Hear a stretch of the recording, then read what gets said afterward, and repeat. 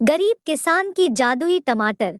एक गांव में रामू नाम का एक किसान अपने पत्नी और मां के साथ रहता था। वह बहुत ही मेहनती होने के साथ साथ दयालु भी था। एक दिन रामू अपने खेत पर घूमने गया था, तभी वह देखा कि उसके खेत में इस बार टमाटर की खेती बहुत अच्छी हुई है और खेत की मेड़ पर खड़ा होकर सोचने लगा कि वाह क्या टमाटर है। भगवान का लाख लाख शुक्र है कि इस बार टमाटर की खेती बहुत अच्छी हो गई। ये लाल लाल रसीले ताजे ताजे टमाटर कल मैं तोड़कर बाजार ले जाऊंगा और वहां इसे बेचकर अच्छा पैसा कमाऊंगा। और हाँ, बाजार से आते समय माँ के लिए दवाइयाँ एवं बिमला के लिए एक नई साड़ी भी लाऊंगा। जिस तरह हर किसान अपने खेत में लगी फसल को देखकर अपने खर्चों के बारे में सोचने लगता है और उधर घर में उसकी पत्नी बिमला भी सोचने लगती है। बिमला एक बहुत ही समझदार और सुलझे हुए औरत थी। रामू अपने फसल के बदले में मिले हुए पैसों को जीतने अपने पत्नी को देता। उसके पत्नी भी उतने ही पैसों में अपने घर की सारी काम चलाने की कोशिश करती थी। इस बार रामू ने बताया कि टमाटर की फसल अच्छी हुई है। तब उसकी पत्नी ने कही कि पहली बार अपने लिए साड़ी मांगी। पत्नी, अगर तुम कह रहे हो कि इस बार टमाटर की फसल अच्छी हुई है, तो मेरे लिए एक पीली साड़ी ला दो। और पीले रंग की साड़ी मुझे बहुत अच्छी लगती है। रामू, ये कौन सी बड़ी बात है। जब मैं कल परसों टमाटर बाजार में बेचने जाऊंगा तब तुम्हारे लिए एक साड़ी ला दूंगा और माँ के लिए दवाइयाँ भी। माँ, ठंड आने वाली है बेटा, दवाइयों के साथ साथ एक गर्म स्वेटर भी ला देना। रामू, ठीक है माँ, दवाइयाँ के साथ साथ मैं एक गर्म स्वेटर भी ला दूंगा। कल सुबह जल्दी जल्दी जाकर खेत के सारे टमाटर तोड़ लाऊंगा।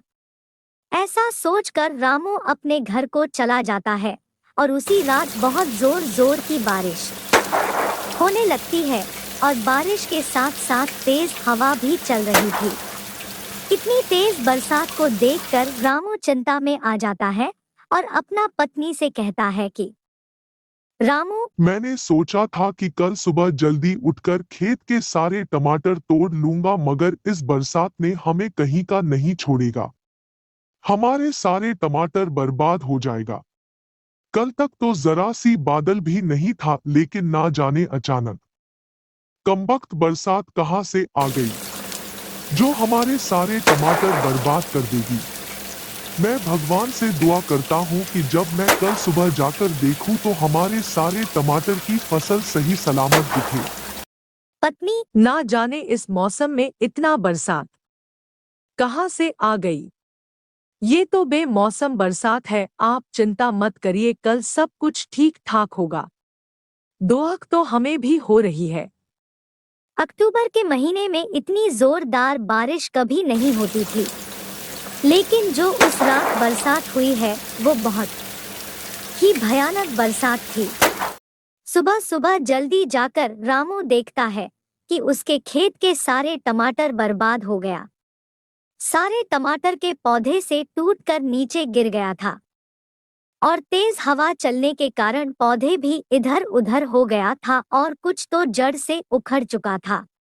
ये सब देखकर रामू अपने सर पकड़कर बैठ गया और जोर जोर से रोने लगा और कहने लगा कि रामू, हे हे भगवान, तूने मेरे साथ ये सब क्या कर दिया।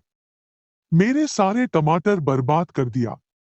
मैं तो अब कहीं का नहीं रहा।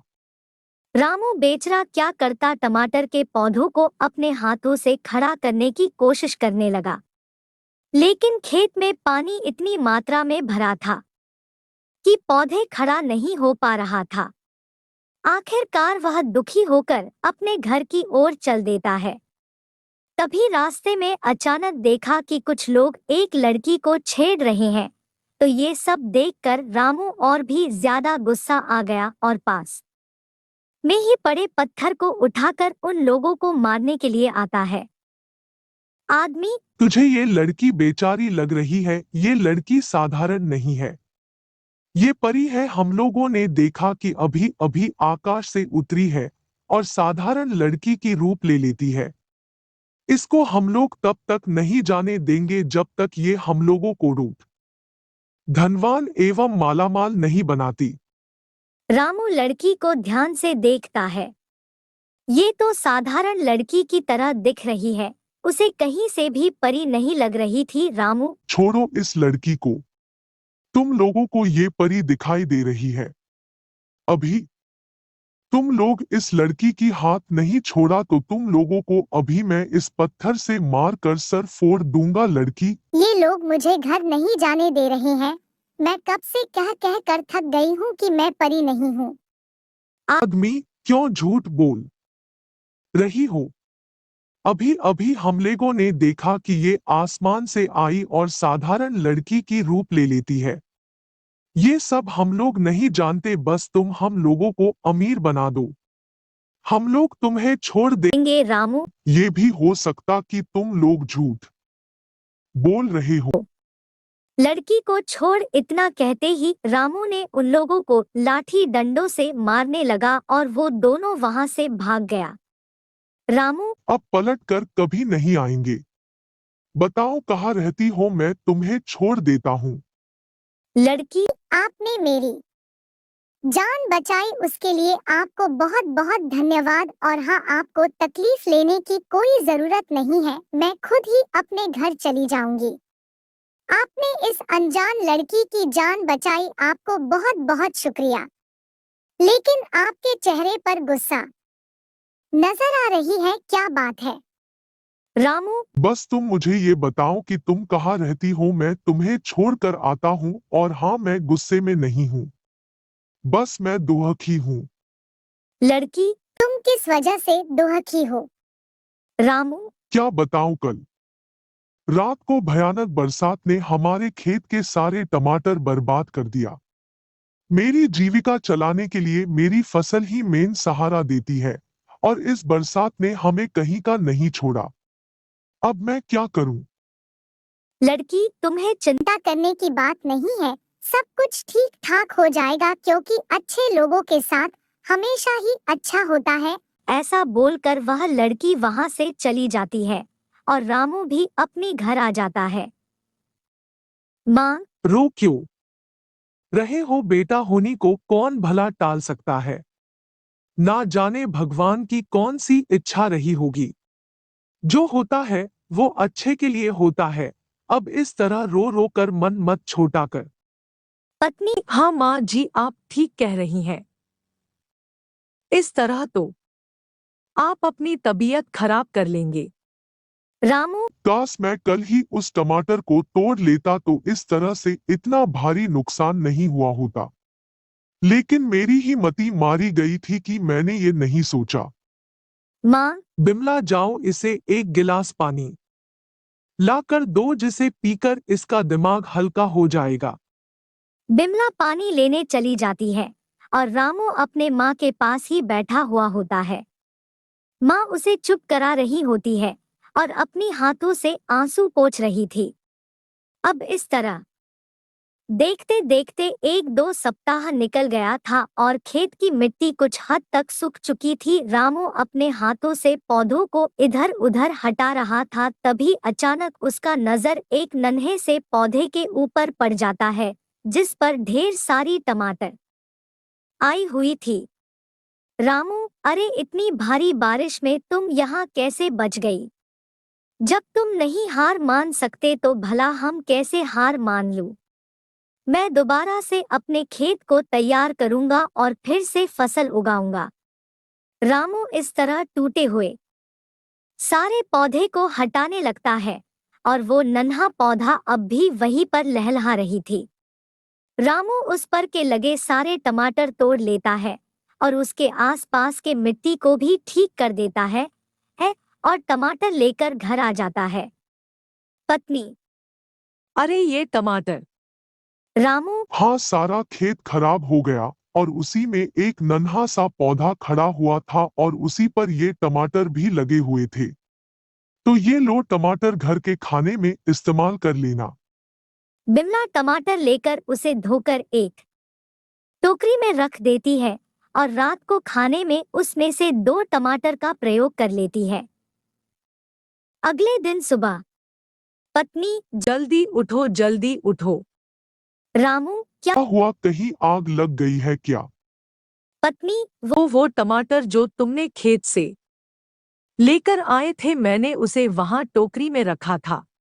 अब वह टोकरी पूरी तरह टमाटर से भर गई है, और वो भी ताजे ताजे रसगुल्ले की तरह, जैसे अभी अभी खेत से टूटकर आई हुई है।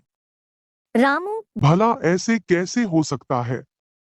पत्नी, आपको यकीन नहीं है तो चलकर देख लो। रामू फटाफट खड़ा होता है और रसोई में जाकर देखता है कि टोकरी पूरी तरह लाल लाल रंग टमाटर से भरा हुआ है। वो भी 2-3 बार अपने आंखों को मलते हुए देखता है और टमाटर को अपने हाथों में लेता है और कहता है, कि वाह, क्या टमाटर है, ताजे ताजे रसगुल्ले की तरह टमाटर है। ये कैसा चमत्कार है बिमला। बिमला, मैं नहीं जानती, बस मैं इतना जानती हूँ कि ये टोकरी टमाटर से पूरी तरह भरी हुई है। रामू की माँ ये सब देखकर हैरान होती है और रामू से कहती कि माँ, बेटा जरा खेत में जाकर तो देख, ना जाने क्या वह पौधा अब भी खेत में है। रामू फटाफट पैरों में जुटा डालकर वहां जाकर देखता है तो उसकी खुशी की ठिकाना नहीं रहता, क्योंकि उसकी खेत पक्के हुए टमाटर से खचाखच भरी हुई थी। ऐसा नहीं लग रहा था कि यहाँ पर कुछ दिन पहले भारी बारिश हुई हो। रामू पक्के हुए सारे टमाटर को तोड़ने के बाद उसे बेचने के लिए बाजार चला जाता है। सारे टमाटर बेचकर उसे अच्छे दाम मिलते हैं। घर आते समय वह रास्ते में देखता है कि वह जिस लड़की को बचाया था वह पेड़ के नीचे बैठी हुई है। रामू, अरे तुम यहाँ। लड़की, हाँ मैं। अरे तुम तो आज बहुत खुश नजर आ रहे हो। रामू, हाँ, मैं आज बहुत खुश हूँ क्योंकि तुम्हें पता है मेरे साथ चमत्कार हुआ है। मेरी पूरी टमाटर की फसल खराब हो गई थी, मगर आज मेरे खेतों में फिर से टमाटर लहलहा रहे हैं। लड़की, मैंने कहा था ना तुमसे कि जो अच्छा करता है उसके साथ हमेशा अच्छा होता है। रामू लड़की की बात पर ध्यान देता है और फिर वह लड़की से बोलता है, रामू, मुझे नहीं पता कि तुम कौन हो, तुम कहाँ से आई हो, लड़की हो या परी हो, लेकिन मैं इतना जानता हूँ कि तुम मेरे लिए बहुत ही भाग्यशाली हो। ये साड़ी मैं अपनी पत्नी के लिए ले जा रहा था, लेकिन अब मैं इस साड़ी को तुम्हें देता हूँ। लड़की, ये साड़ी बहुत ही सुंदर है। क्या तुम्हारे पत्नी को बुरा नहीं लगेगा? रामू, नहीं नहीं, मेरी पत्नी तो दिल के बहुत अच्छी है। वो भी यहाँ पर होती तो ये साड़ी खुशी खुशी दे देती। लड़की, तुम बहुत दिल के अच्छे आदमी हो रामू। अब मैं अपनी पापा से जाकर बता सकती हूँ कि धरती पर सभी लोग बुरे नहीं होते, कुछ बहुत अच्छे होते हैं। रामू को ये सब देखकर अपने आंखों पर यकीन नहीं होता है।